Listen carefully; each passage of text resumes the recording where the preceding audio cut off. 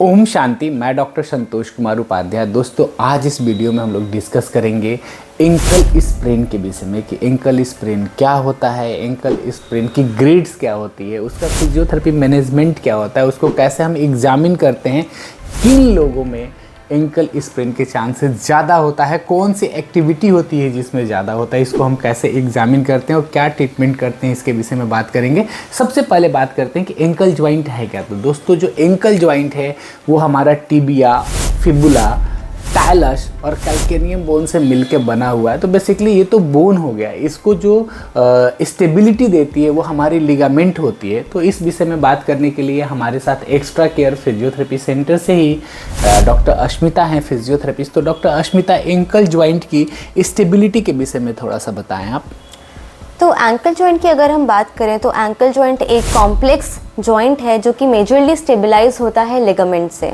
अब क्योंकि ankle sprain laterally side में ज़्यादा देखने को मिलता है तो यहाँ पे लिगामेंट की इंटेंसिटी भी ज़्यादा होती है। बेसिकली ये स्टेबलाइज होता है 3 लिगामेंट से, जैसे कि ATFL जिसे हम एंटीरियर टैलोफिबुलर लिगामेंट कहते हैं, CFL यानी कि कैल्केनियोफिबुलर लिगामेंट कहते हैं, एंड PTFL मतलब कि पोस्टीरियर टैलोफिबुलर लिगामेंट कहते हैं।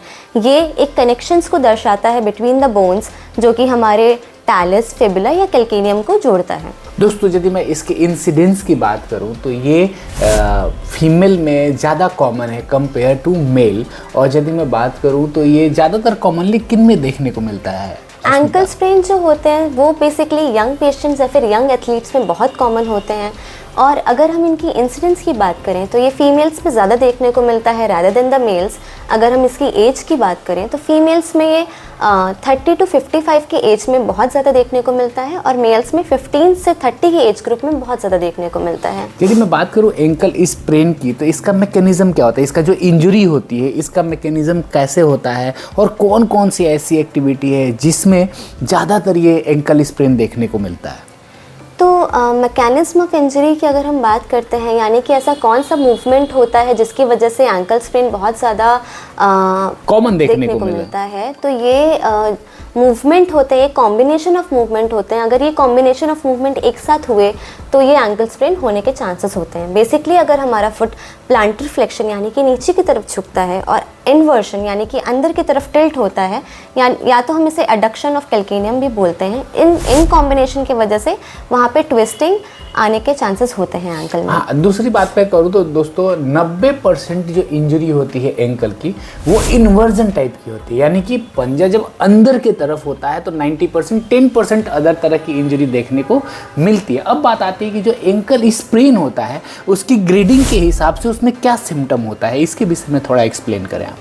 अगर हम एंकल स्प्रेन की ग्रेडिंग की बात करें तो बेसिकली ये 3 ग्रेड में डिवाइडेड होता है। ग्रेड 1 में अराउंड 25% डैमेज हो चुका होता है लिगामेंट में। इसमें जो पेशेंट आते हैं हमारे पास वो माइल्ड पेन या स्वेलिंग या फिर टेंडरनेस लेके आते हैं, लेकिन उनका पेन परसिस्ट रहता है।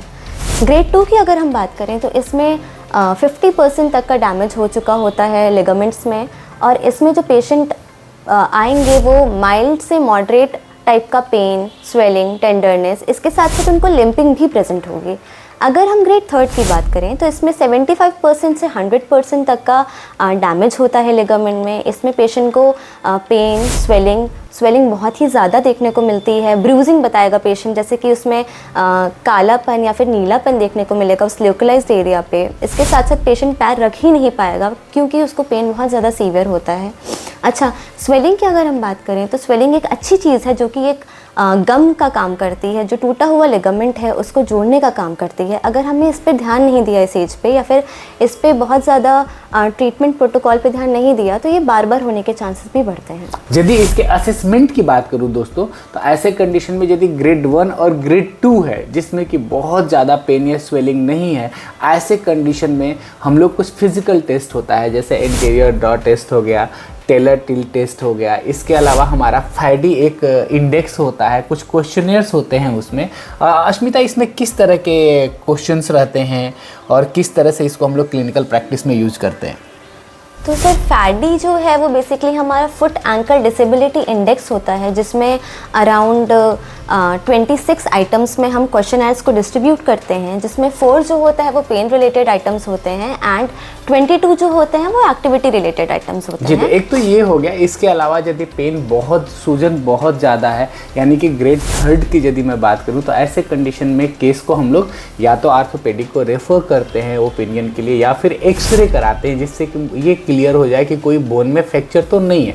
यदि बहुत टिपिकल होता है तो कुछ केसेस में MRI भी होती है ये देखने के लिए, क्योंकि वहाँ पे हमारा ट्रीटमेंट डिज़ाइन करना बहुत ज़रूरी है। क्योंकि जैसे डॉक्टर अश्मिता ने कहा कि स्वेलिंग बहुत अच्छी है, तो हमारा वो टाइम ऐसा होता है कि यदि लिगामेंट टियर है और बार बार हम मूवमेंट करेंगे तो वो इंजरी हील ही नहीं हो पाएगी। तो बेसिकली यदि मैं दोस्तों एक ओवरऑल बात करूँ तो ग्रेड 2, ग्रेड 3 में 2 to 4 वीक का इमोबिलाइजेशन फेज़ होता है।